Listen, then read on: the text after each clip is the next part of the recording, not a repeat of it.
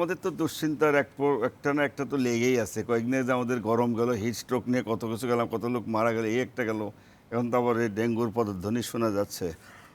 কারণ এই যে গরম চলে গেলে এখন বৃষ্টি হচ্ছে, বৃষ্টিপাত জমবে, পানি জমবে একটু একটু। আবার মশার উপদ্রব অলরেডি শুরু হয়ে গেছে। ডেঙ্গু মশা বাড়বে।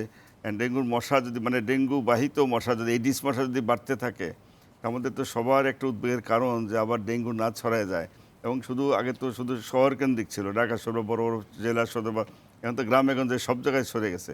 বিশেষ করে যদি আল্লাহ না করে এবার গ্রামে আবার ছড়ে যায়, তাহলে পরিস্থিতি তো অবশ্যই উদ্বেগের কারণ হইতে পারে। বরং আমি মনে করি যে অ্যাস্ট্রাজেনেকার চেয়ে আমাদের ডেঙ্গুর বিরুদ্ধে বোধহয় একটু জোরে সুরে পদক্ষেপ নেওয়া দরকার। কারণ ডেঙ্গু যদি আল্লাহ না করে হয়ে যায়, তাহলে এবার সিরিয়াস হওয়ার ঝুঁকি কিন্তু রয়ে গেছে।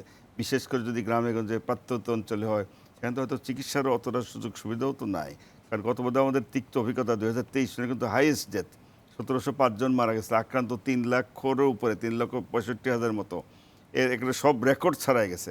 এখন যদি এবার আবার ডেঙ্গু এসে যায়, তাহলে আমাদের কিন্তু যথেষ্ট ভয় কিন্তু করার কারণ এবছর মানে গত বছরের প্রথম 4 মাসের তুলনায় তুলনামূলক অনেক বেশি। এই বছর প্রথম 4 মাসে কিন্তু দ্বিগুণের বেশি আক্রান্ত এবং বেশি, মৃত্যু প্রায় দুটোই। 2,288 জন আক্রান্ত হয়ে গেছে, 27 জন কিন্তু মারা গেছে।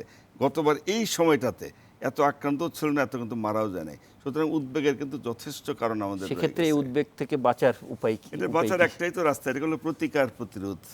মানে প্রতিকার তো, ডেঙ্গু তো সবাই শত্রু চিনিত আমরা, এডিস মশার কামড়ে হয়।